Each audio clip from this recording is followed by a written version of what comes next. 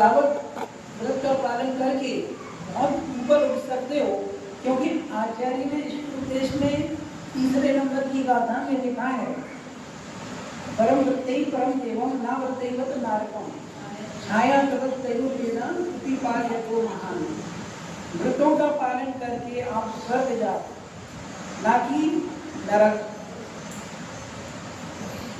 परम व्रतै परम देवम, सर्वश्रेष्ठ क्या है?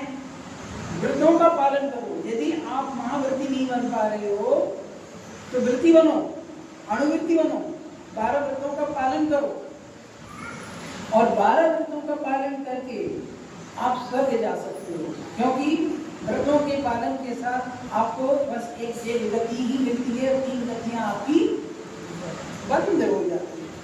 ना नरक गति मिलेगी, ना त्रेंच गति मिलेगी और ना मनुष्य नहीं मिलेगी। हाँ, यदि गुलिस्तान से नीचे आ गए तो आपको कहीं भी जाने का रास्ता मिल सकता है। तो अपन पंचम काल में अति कठिनाइयों को सहन करके, मतलब मुनि व्रत को पालन करके हम पीछे हट रहे हैं, तो 12 व्रतों का पालन तो हमें करना अनिवार्य ही है। यदि मनुष्य पर्याय को पा लिया, सच्चे जैन धर्म को प्राप्त कर लिया, सच्चे गुरु को प्राप्त कर लिया और उसके बाद भी अपना जीवन ऐसा ही निकाल दिया, खाया पिया और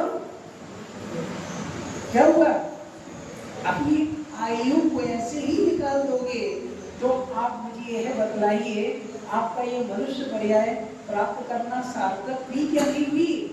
आपका जैन कुल प्राप्त करना सार्थक हुआ या नहीं हुआ? जो जैनेतर कर रहे वो आप कर रहे, आहार भय मैथुन परिग्रह 4 संज्ञाएं जो हर जीव कर रहा है, उसी में हम भी लगे रहे। तो सच्चे गुरु मिले आचार्य विद्यासागर पंचम काल के महान संत, इस पंचम काल के महान संत जिन्होंने इसी उपदेश के लिए कहा है, कुछ ना कर पाओ लेकिन व्रतों का पालन तो जरूर करो। और यदि व्रतों का पालन भी आपको कठिन लग रहा है, 12 व्रत भी कठिन लग रहे हैं आज के समय के अनुसार, तो कम से कम छोटे छोटे नियम लेकर अपने जीवन का उद्धार कर सकते हो, क्योंकि छोटे छोटे नियम भी कम नहीं कहलाते। आपने आगम में सुना होगा कि चांडाल ने भी 14 के दिन क्या किया था? क्या किया था कि मैं फांसी पर किसी को नहीं चढ़ाऊंगा। चांडाल ने नियम लिया था, उसका फल क्या मिला उसको? चांडाल होकर सबसे नीच कुल वाला माना जाता है, दूसरों को मारने के लिए हमेशा तैयार रहता है। अपराध करने पर एक नियम के कारण क्या हुआ?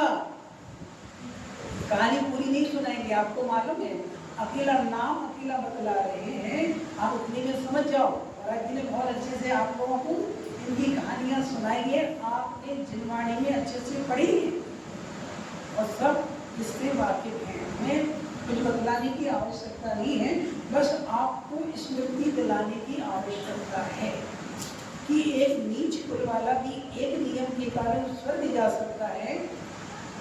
तो अपन जैन कुल में पैदा होकर नरक चले जाएं तो ये समझदारी की बात होगी क्या? और अपन जैन कुल में ऐसे गुरु मिलने के बाद, जिनवाणी को पढ़ने के बाद हम ग्रेंच बन जाएं तो आपको अच्छा लगेगा? 62 लाख योनियां हैं, 84 लाख योनियों में से कहाँ कहाँ भटकोगे? देखा है आपने, रात में लाइट जलती है, शीत और उष्ण के कारण से लाखों जीव, उड़ने वाले टिड्डा जिसको बोलते हैं, समूर्छित जन्म के रूप में जन्म लेते हैं और पल भर में मर जाते हैं। वो मरे नहीं, मैं मर रहा हूँ। कभी आपने कल्पना की?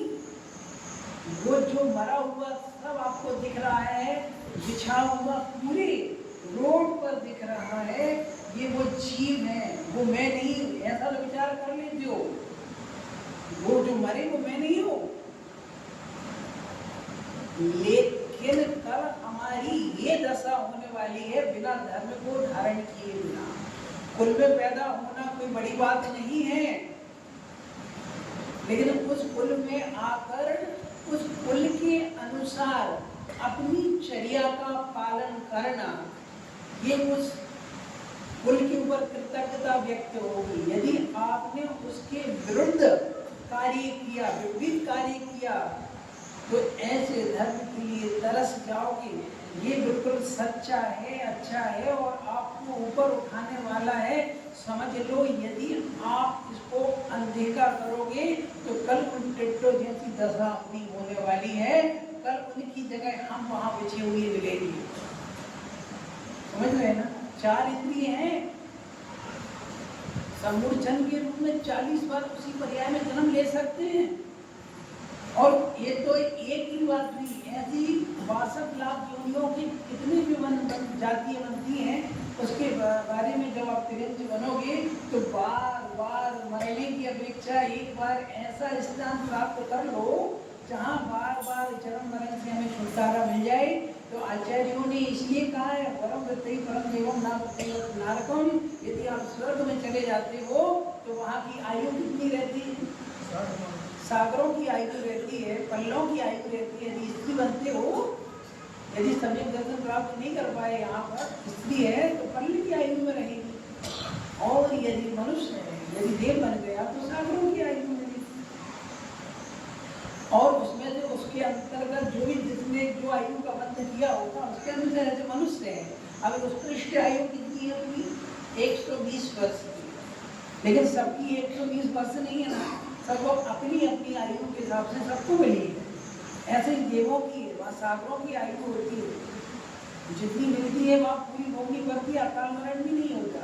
तो आचार्य का बार बार ऐसे मरने की अपेक्षा ऐसे स्थान पर चले जाओ, अच्छा कार्य करके, व्रतों का पालन करके, जहाँ आपको बार बार प्रतिपल हर क्षण मरना ना पड़े। क्योंकि सबसे बड़ा दुख है तो जन्म और मरण का है। कोई भी जीव कहीं भी चला जाए मरना नहीं चाहेगा, कहीं नहीं मरना चाहेगा। लेकिन ये बात हमारे दिमाग में अभी नहीं आ रही। पता नहीं कौन सा राग द्वेष की प्रणति, कौन से पाप कर्म की प्रणति हमारे दिमाग में चल रही है। जान रहे हैं, समझ रहे हैं, लेकिन अज्ञान बने हुए हैं। यहाँ बैठे हुए सब जानते हैं कि हमारा क्या होने वाला है। बोलो भैया, सबको अपनी अपनी कहानी मालूम है? बोलो।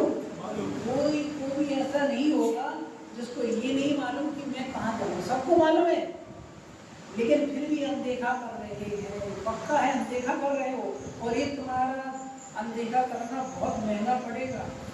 आचार्य श्री साफ बोलते हैं आचार्य, क्योंकि अपना जीवन धर्म डवाडोल वाला काम नहीं करता, सीधा सीधा और स्पष्ट बोलता है। थोड़ा बुरा लगता है, स्पष्ट बोलने में बुरा लगता है, लेकिन सत्य को सुनने में कान को खोल कर रखना चाहिए। बुरा मानने की बात नहीं है, क्योंकि वो बोलते हैं यदि आप महावृत्ति नहीं बन पा रहे हो तो वृत्ति जरूर, अणुवृत्ति जरूर बन जाना, और अणुवृत्ति बन जाओगे तो आपका स्थान सुरक्षित हो जाएगा। क्योंकि अपनी एक सीमा है, हम ज्यादा ऊपर नहीं उठ सकते, लेकिन जहाँ तक हमारी सीमा है वहाँ तक जाकर हम अपना काम कर सकते हैं।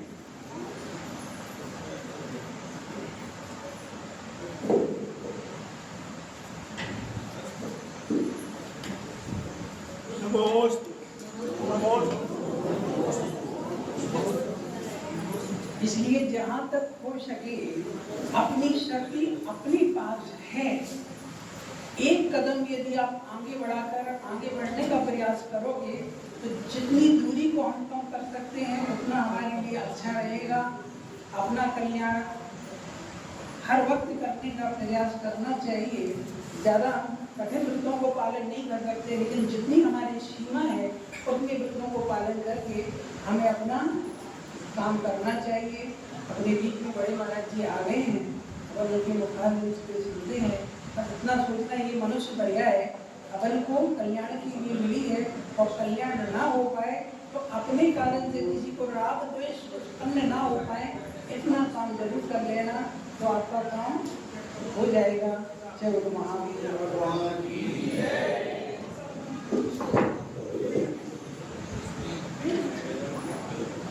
अभी हम पूज्य मुनि श्री निरुपम सागर जी महाराज के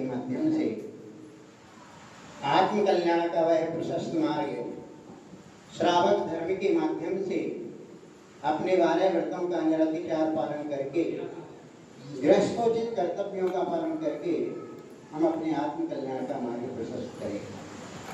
अब हम कोई मुनि श्री निर्लोक सागर जी महाराज जी से और निर्लोक सागर जी महाराज जी से भी आशीष वचन हम सुनेंगे। उसके पूर्व हमारे भी सागर से श्रीमान संगी राजेंद्र कुमार जी और उनके जो साथी बनाए हैं वो आकर के कोई मुनि संगी के चरणों में